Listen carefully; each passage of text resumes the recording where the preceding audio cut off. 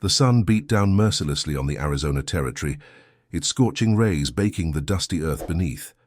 12-year-old Nahimana huddled in the shadow of a large boulder, her small frame trembling despite the heat. 3 days had passed since she'd been left behind when her tribe moved north. 3 days of hiding, of hunger that gnawed at her belly, of fear that wrapped around her heart like a serpent. Her crime, being born with one leg shorter than the other, a deformity that marked her as cursed among her people. As drought intensified and resources dwindled, the tribe's medicine man had declared her presence an affront to the spirits, the cause of their suffering. And so they had abandoned her to the mercy of the elements. Miles away, rancher William Hollister sat at his expansive oak desk, reviewing the ledgers of the Diamond H, the largest cattle ranch in the territory. At 45, Hollister had amassed a fortune that made him the richest man for 100 miles in any direction. His cattle empire stretched across thousands of acres, employing dozens of cowboys and ranch hands. Yet for all his wealth, the ranch house felt empty, haunted by the ghosts of his wife and son, taken by cholera 5 years prior. The emptiness followed him like a shadow, even as he maintained the stern, practical demeanor that had earned him respect among his men and competitors alike. Hollister had been riding fence lines when he first spotted her, a small, dark figure limping across the parched landscape. His initial thought was that she was a wounded animal, but as he drew closer he realized it was a child. An Apache child. Relations between settlers and the native tribes were fraught with tension and bloodshed. Many of his contemporaries would have turned away, considering it not their problem, or worse, viewing any Apache as an enemy.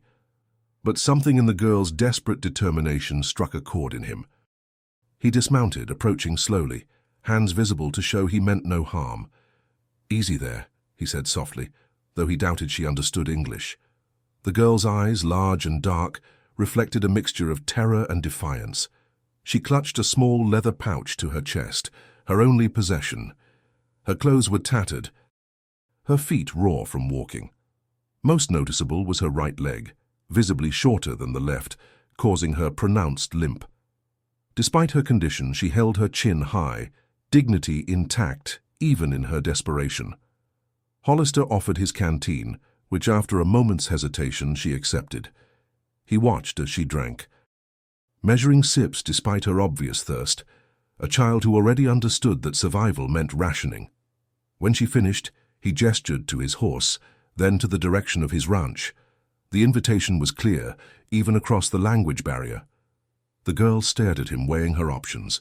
Stay alone in the wilderness and face certain death, or trust this white stranger with unknown intentions. Finally, she nodded once, a barely perceptible movement. Lifting her onto his horse required overcoming her initial resistance. She was light, too light, bones prominent beneath her skin. The journey back to the ranch was silent, the girl perched in front of him, her body tense. Hollister's mind raced ahead. What would his men think? What would the neighboring ranchers say? Taking in an Apache child would raise eyebrows at best, provoke hostility at worst. The territory was rife with stories of Apache raids, of settlers killed. Few would understand his decision. The sun was setting as they approached the sprawling ranch house, painting the sky in vibrant oranges and reds. Several cowboys paused in their evening chores, watching with undisguised surprise as their boss rode in with the native child. Hollister's foreman, Jake Sullivan, a weathered man who'd been with him for 15 years, approached with a concerned frown. "Mr. Hollister, what's this about?" he asked, eyeing the girl warily. "Found her out by the eastern boundary, alone.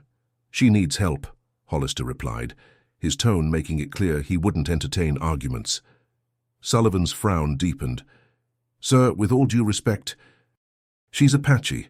Could be scouts nearby, could be a trap.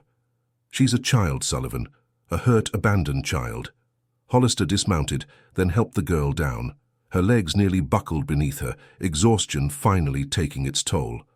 "And she's staying." That night, after the ranch's housekeeper, Mrs. Abernathy, had bathed and fed the girl and provided her with clean clothes, Hollister sat in his study nursing a glass of whiskey. The decision had been impulsive, out of character for a man known for his calculated business moves, yet he couldn't shake the feeling that it had also been inevitable, as if finding this child had been written into his fate long before today. Through gestures and rudimentary communication, they had learned her name was Nahimana. Mrs. Abernathy had examined her leg, confirming what was apparent. She had been born with it shorter, a condition that would never improve but need not define her life. The housekeeper had also discovered scars on the girl's back, evidence of mistreatment that made Hollister's jaw clench with anger. "What are you planning to do with her?" Mrs. Abernathy had asked, her tone gentle but probing. Hollister had stared into the amber depths of his whiskey. "Give her a home," he'd said finally, "for as long as she needs one." Now, in the quiet of his study, he questioned his own judgment. He knew nothing of raising a child, let alone one from a different culture, one who didn't speak his language. The territory was unkind to those who defied its unwritten rules, and taking in an Apache girl certainly qualified. Yet when he thought of sending her away, to where? He couldn't say. Something in him rebelled. Perhaps it was the memory of his son, who would have been about her age now. Perhaps it was simply that, having found her, he couldn't bear to abandon her a second time. A soft sound at the doorway drew his attention. Nahimana stood there, drowning in one of Mrs. Abernathy's nightgowns, her dark hair still damp from her bath. She watched him with those solemn eyes, neither entering nor retreating. Hollister set down his glass and gestured for her to come in. After a moment's hesitation, she did, her limp pronounced on the hardwood floor. She approached his desk, then reached into her pocket and withdrew her small leather pouch.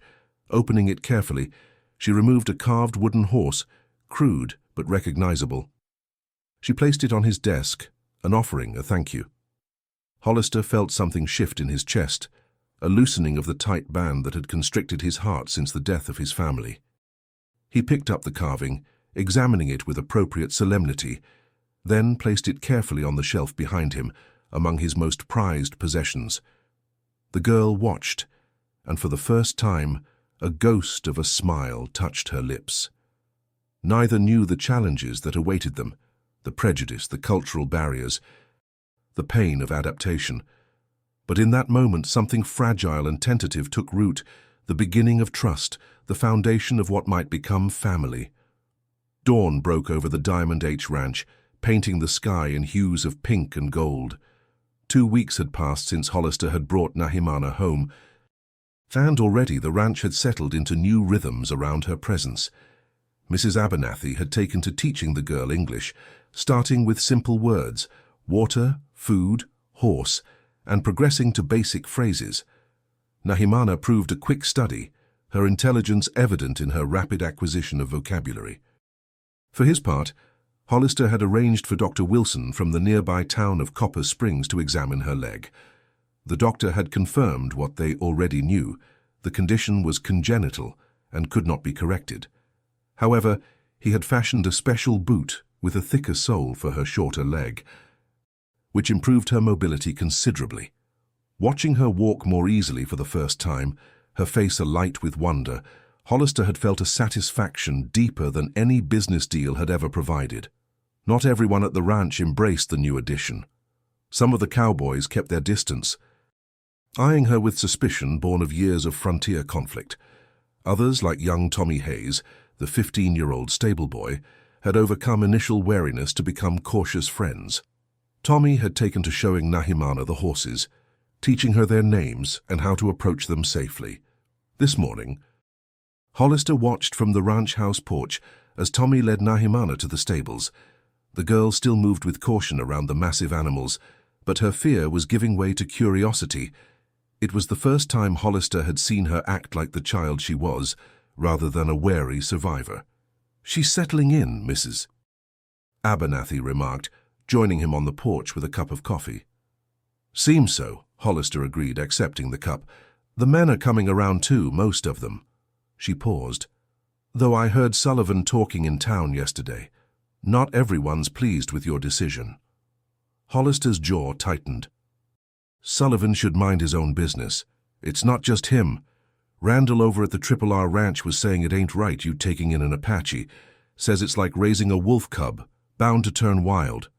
Randall can go to hell, Hollister said flatly. She's staying. Mrs. Abernathy smiled faintly. Never doubted it for a minute. Just thought you should know what's being said. She hesitated, then added, Have you thought about making it official? The adoption, I mean. The question caught him off guard. She's only been here 2 weeks. And already, she's brought more life to this house than I've seen in years, Mrs. Abernathy observed. You need her as much as she needs you, Mr. Hollister. Before he could respond, the sound of approaching horses drew their attention. 3 riders were coming up the main road to the ranch, Sullivan, returning from town, accompanied by 2 strangers.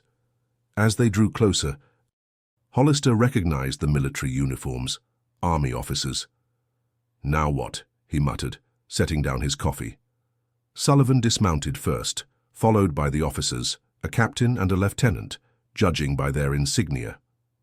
Mr. Hollister, Sullivan called, these gentlemen are from Fort Buchanan. They'd like a word. Hollister descended the porch steps, noting that Sullivan looked too satisfied for this to be a routine visit. Gentlemen, he greeted the officers, what can I do for you?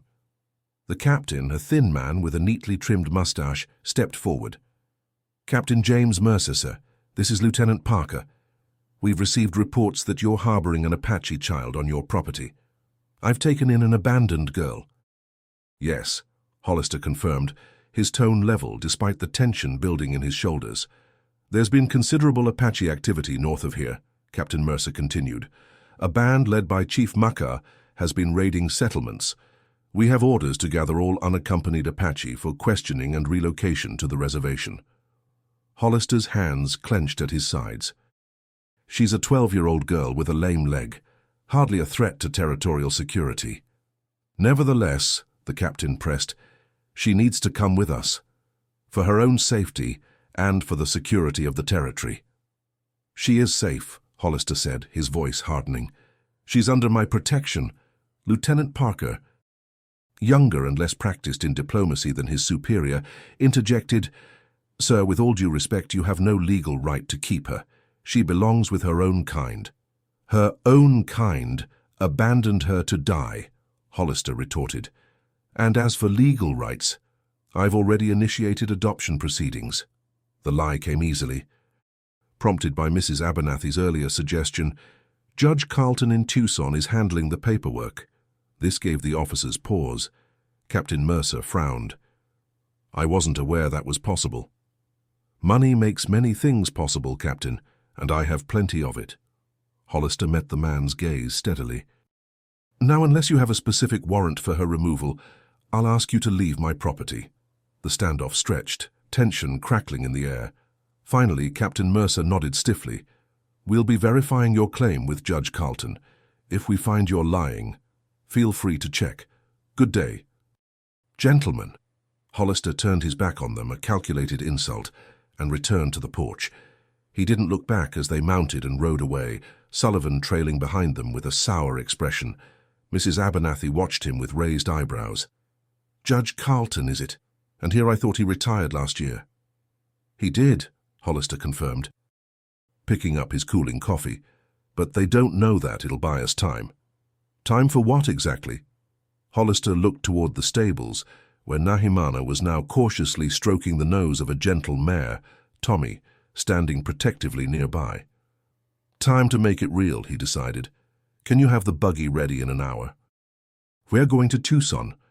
3 days of hard travel brought them to Tucson, the territorial capital and seat of government for the region. The journey had been educational for both Hollister and Nahimana. For the girl, it was her first extended exposure to the world beyond the ranch and her tribal lands, a world of scattered settlements, diverse people, and unfamiliar customs. For Hollister, it was a crash course in public reaction to their unusual partnership. At each stop, they drew stares. The wealthy rancher and the Apache girl in her mix of traditional and Western clothing, the special boot Dr. Wilson had made clearly visible. Some looks were merely curious, others openly hostile. Hollister found himself constantly vigilant, one hand never far from the revolver at his hip. He'd traveled these roads countless times on business, generally receiving respectful acknowledgement. Now, with Nahimana beside him, he saw a different side to his neighbors and acquaintances. Tucson itself was a growing settlement, a blend of Mexican, American, and indigenous influences. The territorial government offices occupied a solid adobe building near the center of town. Hollister secured rooms at the best hotel, ignoring the clerk's poorly disguised disapproval, and the next morning, dressed in his finest suit, he presented himself at the office of Judge Harold Manning, an old acquaintance with whom he'd had business dealings. Manning received them in his chambers, his eyebrows rising at the sight of Nahimana, who stood straight despite her limp, her expression carefully neutral. "William Hollister," the judge greeted him, shaking his hand. "It's been some time, and who might this young lady be?" "This is Nahimana," Hollister replied. "She's why we're here, Harold. I want to adopt her, legally and properly." Manning's bushy eyebrows shot up even further. "Adopt her? An Apache girl?" "William, have you lost your mind?" "My mind is perfectly sound," Hollister said calmly. "She was abandoned by her tribe due to her disability. I found her near death, on my land. She has no one else." "That's unfortunate, certainly," Manning conceded. "But adoption? There are missions that take in native orphans, institutions better suited to handle her kind." "She's not going to an institution," Hollister stated flatly. "She's staying with me. I have the resources to provide for her, to educate her, to give her a future." Manning studied him for a long moment, then sighed heavily. "Sit down, both of you." He gestured to the chairs across from his desk. "William, I've known you for 15 years. You're a shrewd businessman, a valuable member of territorial society. This impulse could damage your standing considerably." "I'm not concerned with my standing." "Perhaps you should be. The relations between settlers and Apaches are tense at best, bloody at worst. Many people have lost family to raids. They won't understand your decision. I'm not asking them to understand. I'm asking you to process the legal adoption." Manning leaned back in his chair, fingers steepled. "There's no precedent for this. A white man adopting an Apache child? It's unheard of." "Then we'll set the precedent." "It's not that simple. There are laws about guardianship, about tribal relations. The military might claim jurisdiction, argue she should be placed on a reservation with her people." "Her people left her to die," Hollister repeated, his voice hardening. "And as for the military, that's precisely why I need this adoption finalized quickly. They've already come asking questions." Manning's expression grew grave. "This could become messy, William. Very messy." Throughout the exchange, Nahimana had remained silent, her eyes moving between the two men. Now unexpectedly she spoke, her English halting but clear. "Please, sir, I stay with Mr. Hollister. He... good man. Save me." Both men turned to her in surprise. Manning's expression softened slightly. "You understand what's happening, child?" She nodded firmly. "Mr. Hollister want me..." "Daughter," she touched her chest. "I want... father." The simple declaration hung in the air, its emotional impact far exceeding its grammatical simplicity. Manning cleared his throat, visibly moved despite himself. "Well," he said gruffly, "that does clarify matters." Turning back to Hollister, he continued, "It won't be easy. There will be paperwork, questions. You'll need character references, proof you can provide for her, and even then, there will be those who challenge it." "I'm prepared for that," Hollister assured him. Manning nodded slowly. "Very well, I'll help you, William. Not because I think it's wise, frankly. I think you're inviting trouble, but because I believe you're sincere, and because," he glanced at Nahimana, "every child deserves a home." The process took weeks, during which Hollister and Nahimana remained in Tucson. The delay was frustrating, but not unexpected. Bureaucracy moved slowly even for simple matters. For something as unprecedented as their case, it crawled. Yet the time wasn't wasted. Hollister enrolled Nahimana in sessions with a tutor to improve her English, and her progress was remarkable. He also commissioned a proper wardrobe for her, a blend of practical Western clothing and elements that respected her Apache heritage. For her part, Nahimana observed everything with keen interest: the town's layout, its social hierarchies, the varying reactions to her presence. She learned which shopkeepers welcomed her, and which would rather she stayed outside. She discovered that some children would play with her, while others had been forbidden by their parents from approaching her. Through it all, she maintained a dignity beyond her years, neither seeking approval nor showing hurt at rejection. One evening, as they sat in their hotel suite after dinner, Nahimana approached Hollister with a question that had clearly been weighing on her mind. "Why you help me?" she asked, her grammar improving but still imperfect. "Other white men, they hate Apache." Hollister considered the question carefully. "Not all white men hate Apaches," he said finally, "but many fear what they don't understand, and fear often looks like hate. You not fear?" "I've learned there's usually more to fear from men than from those they call savages," he replied. "I judge people by their actions, not by where they were born or the color of their skin." She nodded, absorbing this. "My people. They fear too. Fear weakness." She touched her shorter leg. "Say spirit's angry. Say I bring bad luck." "There's nothing wrong with you," Hollister said firmly. "Nothing to fear or be ashamed of." A small smile touched her lips. "I know. Dr. Wilson say, same as you. Say I strong girl." Her expression grew serious again. "When we go home." The word home, her reference to the rancher's home, caught him unexpectedly, warming something long cold within him. "Soon," he promised. "Judge Manning says the papers should be ready next week, then we go home." True to Manning's word, the adoption was finalized the following week. The judge himself seemed surprised that it had proceeded without significant opposition. "You're fortunate," he told Hollister as he handed over the official documents. "I expected more resistance from the territorial governor, perhaps even from the military." "Perhaps they have bigger concerns than one rancher and an orphaned girl," Hollister suggested. Manning's expression grew somber. "Perhaps, or perhaps this is the calm before the storm. Be careful, William. Not everyone will accept this as readily as the paperwork suggests." His warning proved prophetic. Upon their return to the Diamond H, they found the atmosphere tense. Sullivan greeted them with barely concealed hostility, informing Hollister that several ranch hands had quit during his absence, unwilling to work on a ranch that harbored an Apache. More concerning were the reports from neighboring ranches. Cattle had been found slaughtered, water sources fouled. The blame was placed on Apache raiders, specifically, rumors claimed, in retaliation for Hollister stealing one of their children. "That's ridiculous," Hollister snapped when Sullivan relayed these accusations. "She was abandoned, left to die, and the Apache wouldn't waste good meat or poison water. That's not their way." Sullivan's expression remained skeptical. "Maybe so, boss. But folks are riled up.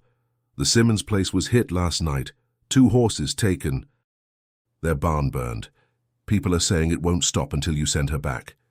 "Back where exactly?" Hollister demanded.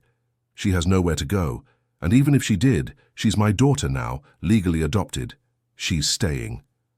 The word daughter hung in the air between them. Sullivan's mouth tightened. "Then I reckon I'll be moving on too, Mr. Hollister. I've worked this range for 20 years. Seen too many good men killed by Apaches to feel easy about one living under the same roof." Hollister felt a pang of regret. Sullivan was a skilled foreman, and their working relationship stretched back years, but he nodded curtly. "I'll have your wages ready in the morning."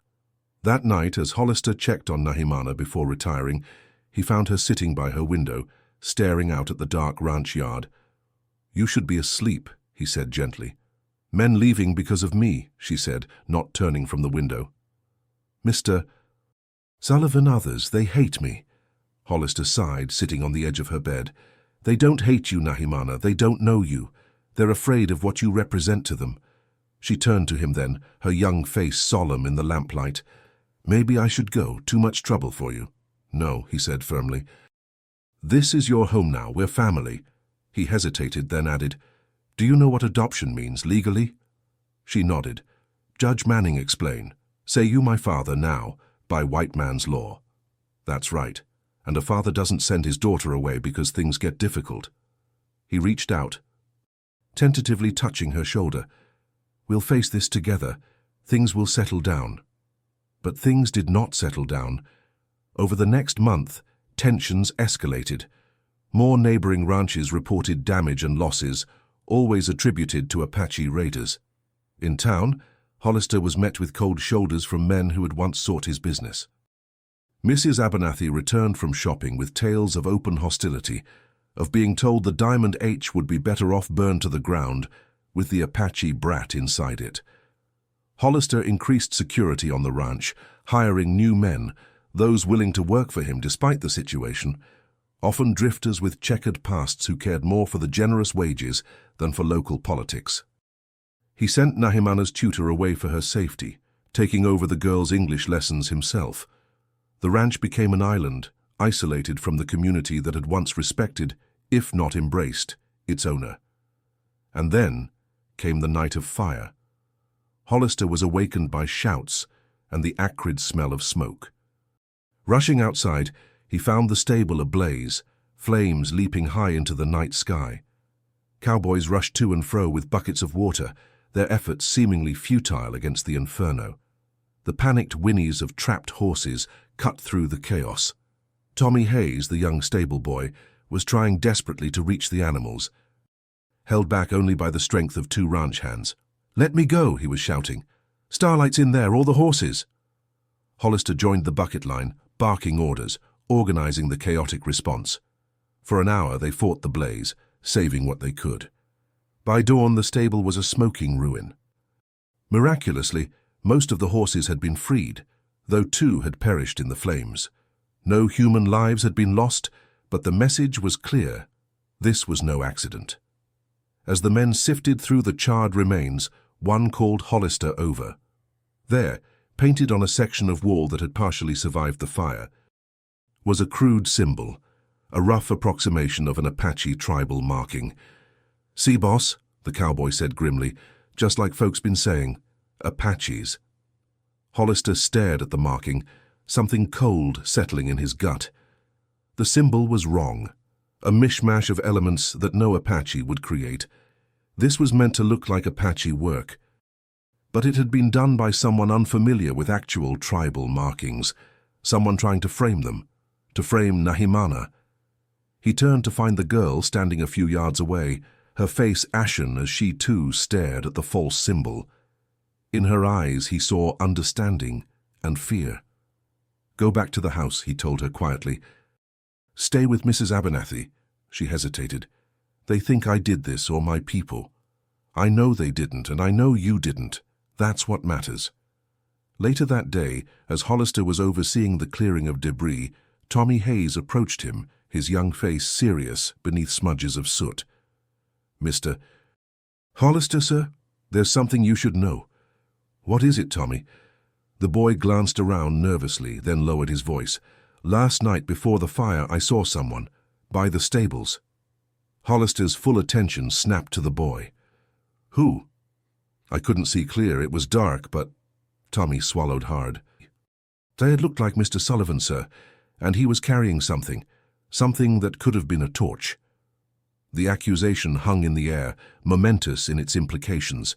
Sullivan, his former foreman, the man who had quit rather than work alongside an Apache girl, who had been the first to suggest Apache raiders were responsible for the local troubles.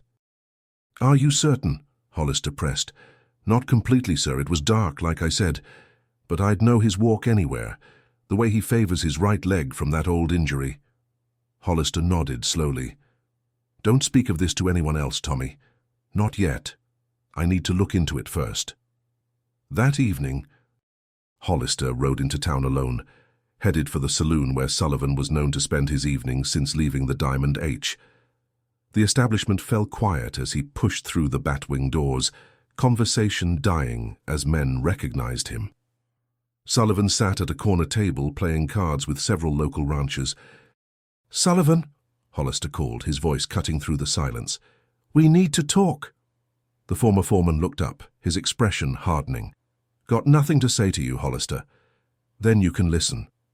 Hollister approached the table, noting how the other players tensed, hands drifting toward weapons. "My stable burned last night. Someone left an Apache marking, a fake one, crudely done.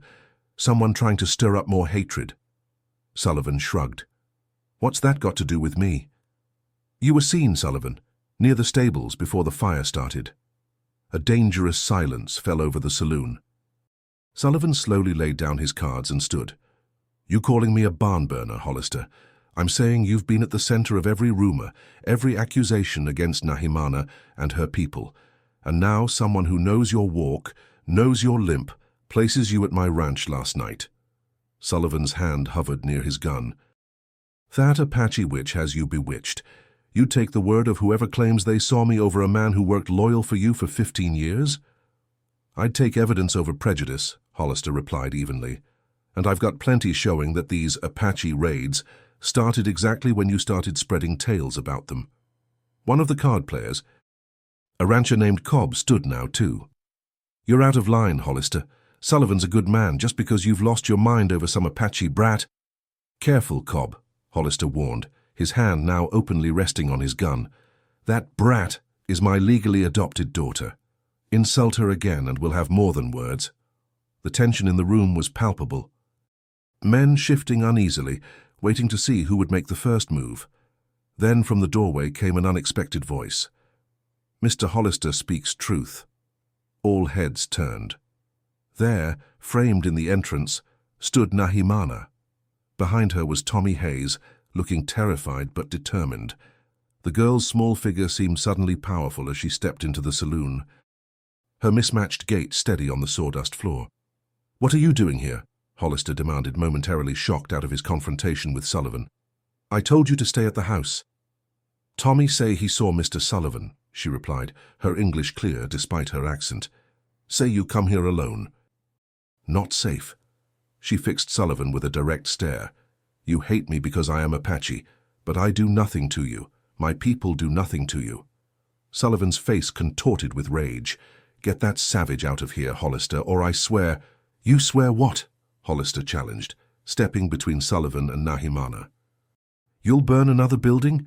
Kill more innocent animals? All to drive out a child? The saloon had gone deathly quiet, every man watching the confrontation unfold. Sullivan's eyes darted around, seeking support, but finding uncertainty in the faces of those who had so recently backed him. The blatant targeting of a child, even an Apache child, crossed a line that made many uncomfortable. You can't prove anything, Sullivan said finally, his voice less certain. Maybe not to a court's satisfaction, Hollister agreed, but word spreads fast in these parts. People will know what kind of man burns stables with horses inside, what kind of man targets a crippled child. He looked around the room. Is that the kind of man any of you want to ride with? To do business with? The silence stretched, broken finally by Cobb, who slowly sat back down, distancing himself from Sullivan. One by one, the other men did the same, the isolation of the former foreman becoming physically manifest as space opened around him. Sullivan's face flushed with humiliation and rage. This isn't over, Hollister, he spat. You've made your choice, choosing an Apache over your own kind. There'll be consequences. There already have been, Hollister replied coolly. For you. Get out of this territory, Sullivan, by morning, or I'll bring charges for arson and attempted murder. And we'll see how a jury reacts to Tommy's testimony and whatever else we find when we start really looking. For a moment, it seemed Sullivan might draw his weapon, might force the confrontation to its bloody conclusion. Then, with a final venomous glare, he shoved past Hollister and stormed out of the saloon, shouldering roughly past Nahimana, who stood her ground despite her small size. The following days brought a gradual easing of tensions. Sullivan disappeared, reportedly heading for California. Without his presence stoking the flames of prejudice, the accusations against the Apache raiders slowed, then stopped altogether. The neighboring ranchers, many of whom had been influenced by Sullivan's rhetoric, began to reassess their positions. Rebuilding the stable became a community effort, with several ranchers who had previously shunned the Diamond H offering lumber and labor. It wasn't acceptance. Not quite, but it was a beginning, a willingness to judge the situation with open eyes rather than through the lens of fear and prejudice. For Nahimana, the change was even more profound. Her willingness to stand up in that saloon, to face those who hated her with dignity and courage, had earned her a respect that transcended cultural barriers. Tommy Hayes, already her friend, became fiercely protective. Mrs. Abernathy, who had always been kind but somewhat reserved, embraced her fully as a member of the household, and the new ranch hands, seeing their boss's commitment to the girl, accepted her presence without question. Most significant was the evolution of Hollister's relationship with Nahimana. What had begun as an impulsive act of rescue, followed by a determined defense of his decision, had blossomed into genuine paternal love. He found himself looking forward to their evening conversations, to watching her mind unfold as she learned more English, more about the world beyond her tribal upbringing.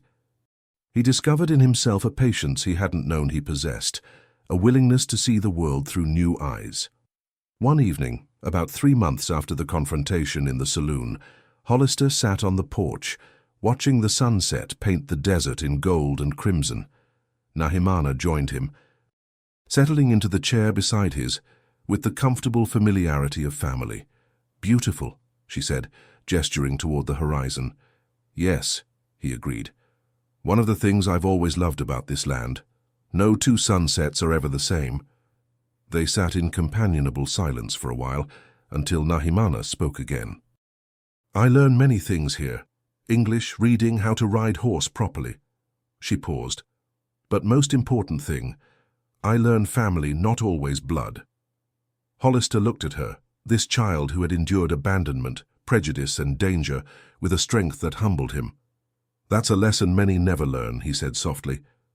She nodded, her eyes still on the fading light. "My people have saying the path is made by walking it. We make our path, you and I, new path. A better one, I hope." "Yes," she agreed, a small smile touching her lips. "Better path.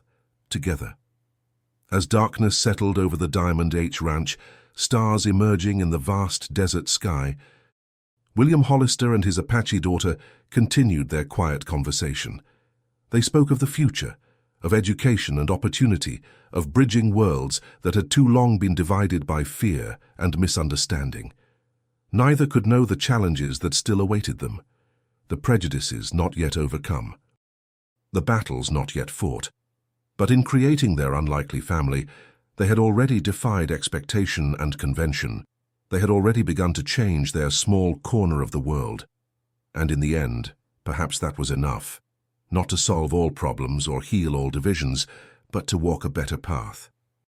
To show that courage and compassion could transcend the boundaries of blood and culture. To demonstrate that family in its truest sense was not about where you came from, but about who stood beside you when the darkness fell.